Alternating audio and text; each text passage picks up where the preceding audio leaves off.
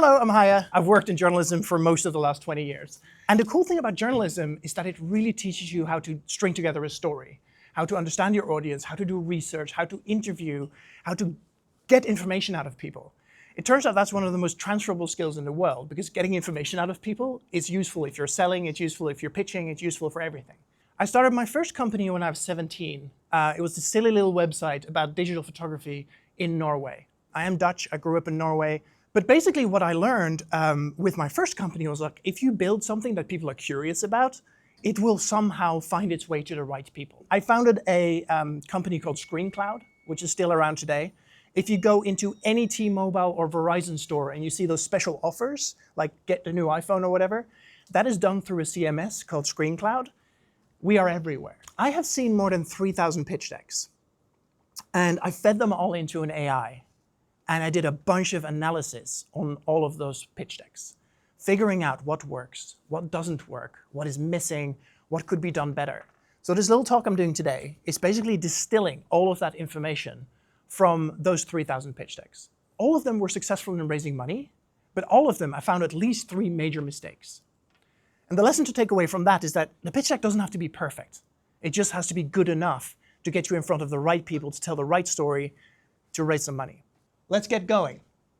The first rule of storytelling is know your audience. And if you're pitching, you're talking about VCs and you're talking about angel investors. Most of the work I do is for people raising between $2 and $20 million. Most of these people are institutional investors. And I know you guys are all in business school. You probably heard this part of the talk 1,000 times. But you'd be amazed how many people don't fully understand how VC works. I'm going to spend the next couple of minutes explaining that, because it massively shifts how you pitch to a VC. A VC firm is essentially just a high-risk investment arm. It's settled by a couple of GPs, or a few GPs, general partners. They're the ones who had a fiduciary responsibility for this firm. Now they go and raise money from LPs, limited partners. They're the investors who invest into VC. Now, to understand that dynamic, you have to really understand who these LPs are. They're often university endowments. They are often the investment arms of large corporations. And the thing is, the people sitting on that money, if they don't touch it at all, inflation will slowly start eating up that money, right? So they have to make sure it stays even or hopefully increases. And they do that by putting most of it in a safe place, banks, bonds, whatever you can keep it in that is relatively safe. And then a small amount of that is gambling money. So they spend it on crypto, real estate, or maybe VC. And so what the VCs do is that they have a portfolio approach, right? They might do 20 to 30 investments out of this fund. And as they do that, they try to find an investment that can multiply the fund return. What the investors are looking for are massive outsized returns, 100x returns, maybe 1,000x returns. And so that's how you have to keep in mind who you're talking to. Because these folks are out there looking for, okay, am I going to invest in you? And if I give you $1 million, can that turn into $100 million by the time this is all said and done?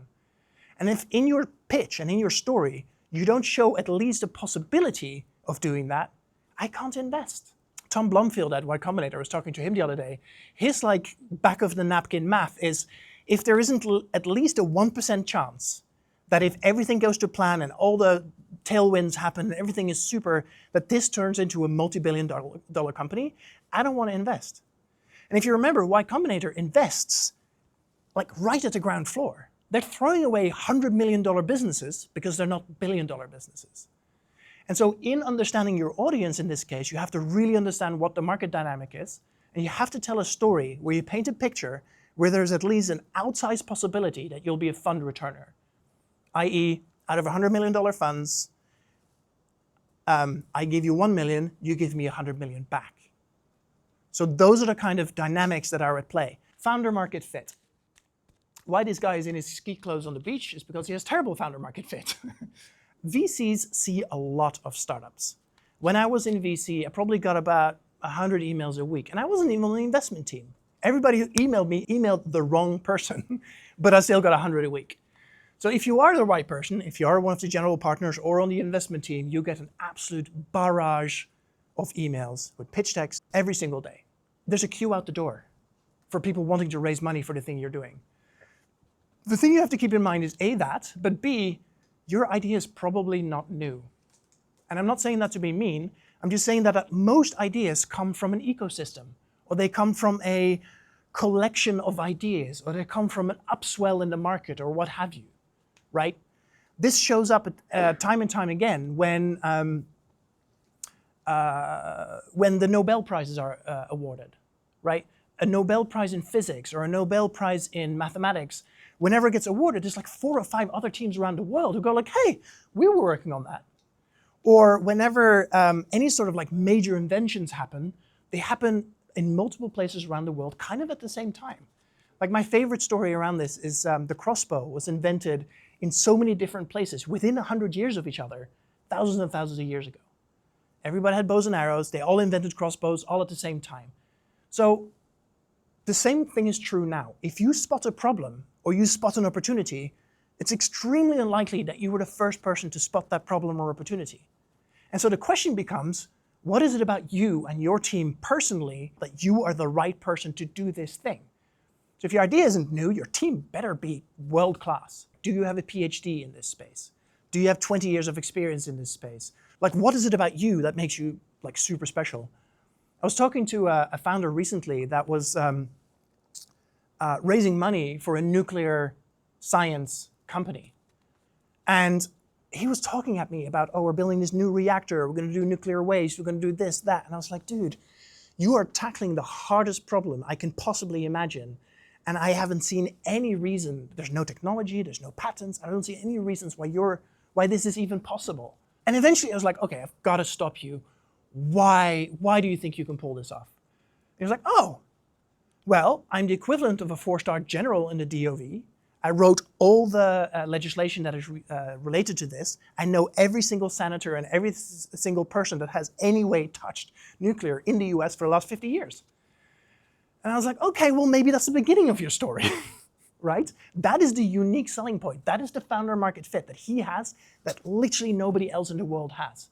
If you're sitting across from an investor, that's what they want to see. And the truth is, if you squint at your own team slide and you can't see like oh God, yes, we're definitely the right people to do this, maybe this isn't the right company to be doing. And that's where this comes in. Like, are you really that best team? And can you make a compelling argument for, hey, we're going to be the ones to deliver on this? So tell that part of the story. Explain why you're unique, why you're special, why you're really going to kick butts and take names. So you know what you're doing. Well, what is everybody else doing?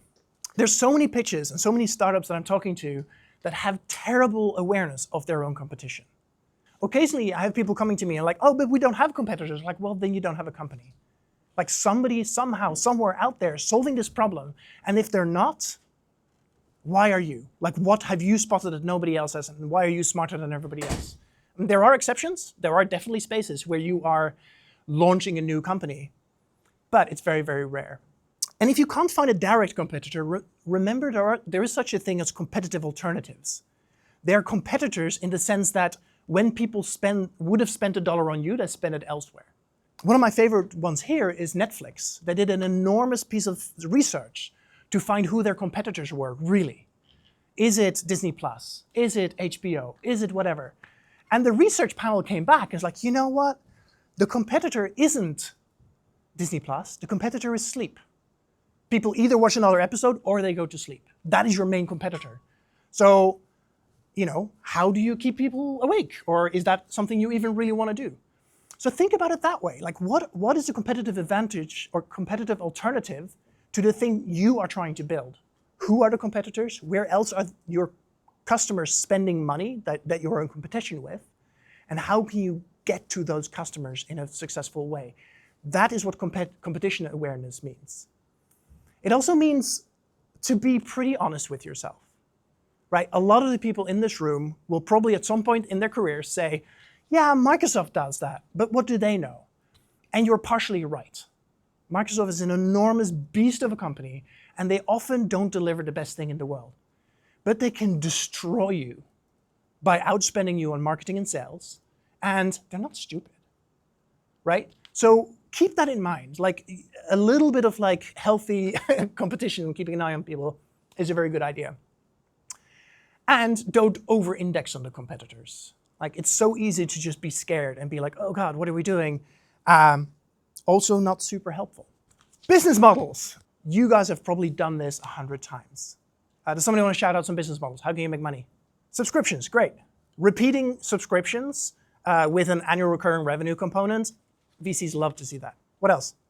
Wholesale? Yeah, so you buy a bunch of stuff or you manufacture a bunch of stuff, sell into wholesale, absolutely. Memberships, blades and razors, absolutely. So you sell one thing and then you sell more of the thing so the thing keeps working, absolutely. Licensing, so you invent a piece of technology and instead of manufacturing it yourself, you license it to somebody else. Like setting up a patent shop that actually does that as a business is a very successful way of making money. There's so many different business models where you can make various types of money. The main ones that are relevant for startups is subscriptions, manufacture and sell the thing, or some sort of services type business model. So money for time or money for delivery of service.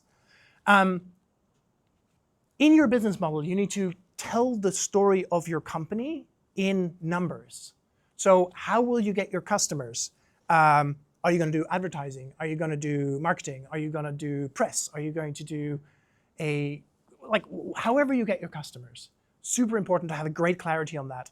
A lot of the time, this looks like a brainstorm, and it is awful. If I see a slide deck with like 30 different ideas for how to get customers, like, okay, that rounds to 0 because you don't know what is going to work. There are benchmarks, there are other founders you can talk to. It's like, hey, how much does it cost you to acquire a customer? There's pitch decks out there that show all this stuff, and if they say $30, you can go, okay, we'll take a wild guess at $30. And if you're out there pitching, and the VC say, I've never seen somebody do that at 30, you go, okay, what number do you use? Right? It's kind of, before you start shipping your product, it's kind of guesswork, and that's fine. The important thing is how do you get to that number, and can you defend it? Same thing with lifetime value. If you're a subscription product, okay, we expect people to stay around for 18 months, we charge them this much, then they churn, so that's my lifetime value. As we hit our 18, 24, 36-month mark and we see when people actually churn, you can start adjusting your LTV, and then you can see, okay, can we keep people for longer? Can we get them for cheaper? All that kind of stuff. But yeah, this is a super important piece of the business model. And the one thing that so many founders make very, very silly mistakes with is having too many business models. Like if you're Google, you do device sales, you do subscriptions, you do advertising sales, you do so many different things, but you're not Google. You're a 4-person startup. You get to have exactly one business model. And then you double down on that and you do it well. Focus, focus, focus. Like as a startup, you don't have the luxury of resources. The only thing you have, the only thing that makes you better than the big companies out there is that you're not a super tanker, you're a little speedboat, which means you can change direction quickly, but you can only go one direction at a time. And I think as an investor, they will evaluate you based on how laser focused you are and what your North Star is. This is the problem with starting companies. Whenever I start a new company, I find new problems in my space 5 times a day. Like, oh, there's an opportunity there, there's an opportunity there. Of course there is. Everything we touch is broken. And so this is one of the things as a startup founder, you have to figure out how to roll with the punches and figure it out while staying on your North Star. And if you can get that across to your investors, that is super powerful because they show that you have a resilient team that know what they're doing and keep themselves pointed in the right direction. 2 main ways of doing market sizing. Top down, so that's your TAM, SAM, SUM, total addressable market, serviceable addressable market, and serviceable obtainable market. Good job, A+ all around. That's usually how you look at the market. Like what is the entire market, which part of the market can you address, and which part of the market can you actually obtain? So for example, all of US ad spend is about $320 billion per year. So if you're building a platform that is doing kind of mediating selling and buying between online advertisers, you can go, okay, well, all US ad spend is not relevant to us because we only do online. Well, online ad spend is $260 billion per year. Great. Is that your SAM? Maybe. And if you say, okay, I can make a very good argument for taking 10% of that market, so it's going to be a $26 billion market. That's pretty cool, right? Except it's completely wrong because you've mistaken your gross market value, the value of the goods you're selling, with your total addressable market. Right? If you are eBay, your TAM isn't all the goods that flow through eBay. It is the 7% finder's fee you get on every sale. So be super clear on that. Measure the right thing and present that to your investors. The thing is, most investors are money people at heart. They live spreadsheets, they live financial models. And I know that for a lot of founders, me included, spreadsheets aren't my strength, right? That's fine. You don't need to have that as a strength, but you don't get to make mistakes in a pitch. So if that's not your strength, check it with somebody. Get them sense check it. Make sure it's really like, hey, I'm about to present these numbers. Does that seem reasonable to you? And it only has to be reasonable. It doesn't have to be right, right? As long as you're in the right order of magnitude, you typically get away with it because nobody knows exactly what the total addressable market for whatever is, right? You can pay research firms incredible amounts of money and they will give you a ballpark too. As a startup, you just need to get close enough to be able to have the conversation. And for a lot of these things, the investors just want to check the box. Like, yeah, it's a great big market. That's all we need to know. Let's move on. The way to do pricing is bottoms up. So this is most useful for companies that are doing something brand new. Like if you're Elon Musk and you're about to launch, say, a space rocket company, who knows what the total addressable market is, right? Because you're about to make launching stuff into space way cheaper. What happens if something becomes way cheaper and becomes accessible to a whole new generation of people? He made a guess, and it seems to have worked out pretty well. But nobody actually knows. And so you can't do a tam tam sum there, so you do a bottoms up. So it's like, what is the number of customers?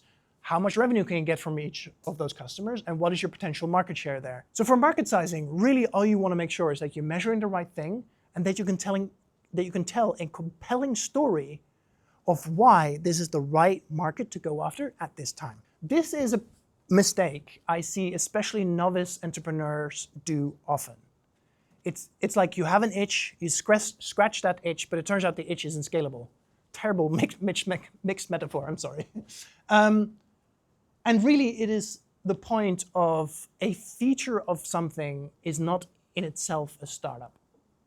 So what I mean by that is, you know, a while ago when Twitter shut down their APIs, a lot of companies that were building companies on those APIs suddenly disappeared. These were all pretty valuable, pretty good companies, but the bottom fell out of that entire market. A lot of chatbots disappeared, a lot of tools disappeared, because the business model didn't include Twitter charging for their API. Twitter can do that. They're a company. They can change their name to X if they want to, as stupid as that was. But basically, they can do whatever they want. And if your company is entirely relying on another company's existence, you're playing with fire. Many, many, many moons ago, people were buying these little GPS boxes like Garmin and TomTom to put in their cars. They don't get sold anymore for two very simple reasons. One, phones exist, and they have GPSs and maps built in. And also, most cars have this built in now. Now, I have a friend who worked at TomTom and made a god-awful amount of money selling these little boxes. And so they had a product for a while, but their underlying assumption, which is, okay, we have a monopoly on GPS, was false. And so what they ended up having to do was to massively figure out a new type of product. And I don't know the last time you heard the name TomTom, it's basically gone. Garmin is now exercise watches, right? And that whole market just completely disappeared. So keep that in mind. Like what assumptions are true about this market where you're building your company? Because if the VC sees, wait a minute, there's no need for this company 10 years from now. Think about where are these markets going? Where is this shifting?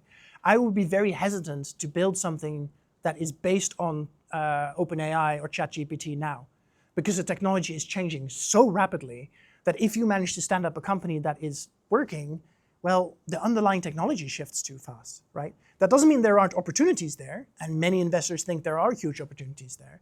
But if you don't own the data or the infrastructure or any part of the AI thing, it's going to be challenging. And sometimes you can't see it coming. Like Tile was a company that was around for a while. If you lose your wallet, you press a button, it starts beeping, you find it, right? Unless it's out of range and then you're screwed. And then Apple came along and was like, hey, we have a better idea. We have this massive network of iPhones. We're going to launch an AirTag that is smaller than a Tile. Battery life is much better, but it actually uses the network of all the iPhones in this room and in the world to find your lost wallet. Well, Tile didn't see that coming, but everybody else was like, wait a minute, there's probably a better way of solving this problem that doesn't rely on you being in Bluetooth range of your wallet. Like if it's lost, right? That's not helpful. And so thinking about the various dynamics of where the market might go is a really good way of going. The other truth is that if Tile hadn't existed, would Apple have invented the AirTag? I don't know. There's a very good chance that they looked at that and was like, oh, that's a good idea, but we have something they don't have, so we can do much better. When should you own your own infrastructure? Can you use AWS or Microsoft Azure or one of those type services? And you absolutely should. Like, you should absolutely use other people's infrastructure as far as you can. What I meant by infrastructure is you should focus the attention of your startup on the things that is unique to you. Like, don't build server farms. Other people build server farms. There are a lot of companies that have built successful products that do like WordPress plugins or Adobe plugins or Autodesk plugins, right? The problem is that puts you in two of these categories. One, you're definitely a feature of somebody else's product. That's a problem. And two, you end up massively struggling because the top, like the biggest your market can ever get is extremely limited. It's kind of per definition not VC fundable. That doesn't mean it's a bad business. You can make millions of dollars building a very, very good plugin. But don't worry about VC funding. You're never going to raise any. So it's just like thinking about what is the right source of money for this kind of thing. Timing. There are so many products out there that are way ahead of their time. There's quite a few that are way too late too. We were just talking earlier about Google Glass, right? When that first came out, everybody was like, whoa. But it was way too early. The connectivity to the phone wasn't great. Everybody thought it was a little bit weird to walk around with cameras on your face. Like, there were so many reasons why that product was kind of doomed. So they were way too early. When you're pitching, what you're trying to convince somebody of is, why is now the right time? Why is 5 years from now too late? Why was 5 years ago too early? And you can tell that story through a few different ways. If you know where the puck is going, skate there. Don't skate to the puck. And so the way to think about that is like, what is happening macroeconomically? Like, a really good recent example was COVID, right? It massively disrupted everything, but it brought up some interesting opportunities too. And if your startup is doing something that is somehow affected by something like that, make that shine through in your pitch, because it really nails down the why now. Other macroeconomic things could be climate change, could be things like inflation or interest rates changing, or demographic shifts, right? We have the silver wave. There's an aging population coming up. There's going to be an enormous amount of need for healthcare and not enough people to look after them. If you can solve that problem somehow and you have demographics to say, hey, our demographic for our product is going to grow by 25% over the next 10 years, that's a really beautiful thing to be able to drop into a pitch, especially if it's true. If it's not true, maybe don't say that. Technology could be another way to shift. I'm a massive photography nerd, and photography drones are such an interesting thing to me because they completely changed about 10 years ago. Like, remote-controlled helicopters have existed for a long time, probably since the 70s. Small cameras like GoPros since year 2000. And yet in 2010, suddenly there were camera drones everywhere. And that was all because of the mobile phone. The mobile phone has gyroscopes, small, lightweight cameras, high-quality GPS, high-quality batteries, super miniaturization. All of these things became side effects of the phone you're carrying around in your pocket. The really cool thing is, like, 3 generations from now, the technology that's in these phones is basically useless, right? The phone makers won't use them. That means that the price drops precipitously. So if you can build really interesting technology based on technology that is in current phones, you're setting yourself up for a really interesting technology timing story. Or use technology from 3 years ago and you can do it now. Those types of things, and of course you have to figure out whether or not the supply chain will sustain that. You know, if the product completely disappears from the market, you can't build your product. But timing is super important. Regulation is another one. So anything around climate change regulation, EV adoption regulation, privacy regulation, all of these things, like, often regulation works its way through a system. So you know a year out whether or not something is going to be possible. Well, if you're building a company that suddenly means that, so this happened in the EU, suddenly everybody needs to have these cookie banners everywhere, right? And everybody's like, how do we do this? And suddenly all these developers were like, hey, we can set up a really good little cottage industry that makes the timing perfect for shipping these things. Is it a VC fundable business? No. But the timing for a regulation shift meant that a lot of people made a lot of money in a very short amount of time. The final piece I want to say here is that first mover advantage is absolute fake news, and I never ever want to see this on a pitch deck. It does not exist. There's no such thing as a first mover advantage to startups. The goal of being a startup is to stop being a startup. Steve Blank at some point said that the purpose of being a startup is to find a temporary organization in search of a repeatable business model. Once you find your repeatable business model, you're no longer a startup. Your goal as a startup is to stop being a startup as soon as you possibly can, because then you're a grown-up. You can spend real money on acquiring real customers. And if you can tell a story about traction, it forgives all sins. Right? To your point earlier about passion, if you show that your business has a bunch of traction, but your team slide is garbage, congratulations, you have a great team. If your product is garbage, but you have a bunch of traction, congratulations, your product is great. If you ever had to use Concur to do your expenses, it's a terrible, terrible product that lots of corporates use, and there are many better solutions, but people just keep using it. Don't fall into the trap of talking about vanity metrics. And by that I mean media coverage, awards, newsletter subscribers, social media followers. All of these things, they make you feel good for half a second, but if you think about it for a quarter of a millisecond, you'll realize it is not going to help you build a successful company. Like press coverage, unless that converts into sales, useless. Great metrics are revenue. More revenue, please, is the best way to show that your company is working. If you're early stage and you don't have revenue, show user growth with a plan to get revenue, or show that you're working on your CAC to LTV arbitration, i.e. get your customer acquisition cost down, get your lifetime value up. If you manage to arbitrate that, then you have a working business. And the truth is, for many early startups, you will never have this. And so the way I think about traction is a way to show that you've reduced risk in the business. Anything you have done to reduce risk in the business helps show traction.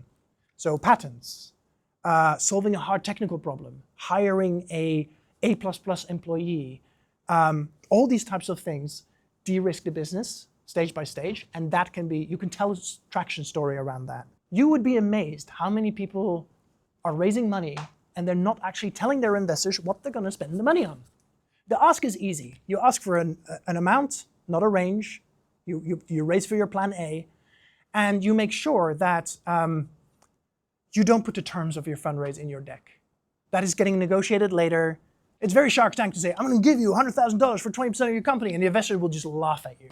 Like, that happens later. That's a negotiation that happens far later. You can give it indications, like, hey, we're thinking about roughly this, but don't put it in the deck and don't bring it up first. It's not helpful. Much more importantly, though, is the use of funds. And so what you're doing is you're raising $10 million, and now you're trying to tell a story about what is it that you're trying to do with this money. And I don't want to see a percentage here, right? Imagine you went to a general contractor and said, I have $1 million, I want you to build me a house. And he says, okay, I'm going to spend 20% on the roof and 20% on the walls and 20% on this. Like, I don't care.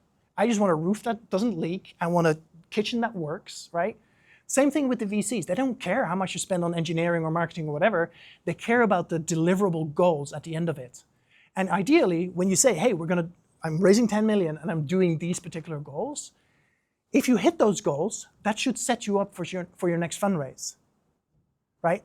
So you are in kind of the right ballpark for, hey, we think we can hit these numbers. That means we can raise our $50 million round that's coming later. If you don't do that, then you're actually showing yourself as a pretty unsophisticated founder. And so it's really about thinking to the long term. In fact, when I talk to people about how much money they're raising now, I'm not really even talking about that. I'm talking about, okay, what do you want your company to look like 18 months from now? What milestones do you want to hit? What numbers are you showing? How many customers, how much revenue, what product milestones, whatever. What is the impact you've made on this little planet of ours? And then work back from there. How much does that cost? How long time does it take? Think about SMART goals. So specific, measurable, achievable, relevant, and time-bound. Just Google SMART goals. That's the best way to tell this part of the story, and that's in fact the best way to communicate to your board about everything. Like, be specific, make sure it's relevant, and make it achievable. It makes those stories so much easier. The final part of your pitch that almost everybody gets wrong, like 90% plus people get wrong, is telling the same story again, but in numbers. I'm sure this deck will get circulated so you can look at it closer. I know there's a lot of numbers here. But what we're really showing here is this is the plan for what I'm going to do over the next 18 months. It has product milestones, it has staff, it has customers, it's a mix of everything I've just told you in my pitch, but blended into this is called an operating plan. All the numbers are rounded to 2 significant digits. It's super easy to read. This is where we start our conversation. If they want to do a deep dive into the numbers, I have spreadsheets to back this up, but this is so much easier to talk to. And this kind of slide really helps get into the nitty-gritty of what you're thinking. The only real pitfall here is presenting internally inconsistent numbers. So if you say from quarter 1 to quarter 2, you are going to have 30 times growth, like 30x growth, everybody wants that. But if your marketing spend only goes up 2x, you're going to have to defend to me why your marketing efficiency went up 15 times. Right? So make sure that all of these numbers kind of align and get somebody else to double check your numbers, because that's how you end up with a story of your fundraise in numbers that works really well. This slide, when it's in your pitch deck, you'll end up spending a bunch of time on. And this is the thing where the investors will really lean in and go like, oh, they've done their homework, they know what they're doing, these are sophisticated founders. Bang one of these in there and you're in a really good place. All right. Thank you all so much.